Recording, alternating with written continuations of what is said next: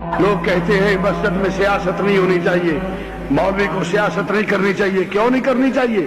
میرے امام سے بڑا مولوی کون ہے؟ مدینہ پاک سے بڑی مسجد کون ہے؟ امام الانبیاء نے سیاست کی تو مسجد میں، صدیق اکبر نے سیاست کی تو مسجد میں. ارے جب تک مسجد سیاست میں رہی، صدیق آیا مسجد میں سیاست رہی تو عمر آیا، مسجد میں سیاست رہی تو عثمان آیا، مسجد میں سیاست رہی تو علی آیا، یزید اسی وقت آیا جب مسجد سے سیاست نکلی.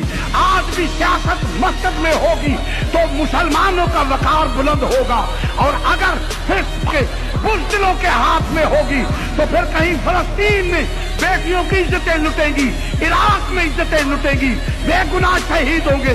افغانستان میں آج یہ حکمران مسجد والے ہوتے تو اتنے بے غیرت نہ بنتے.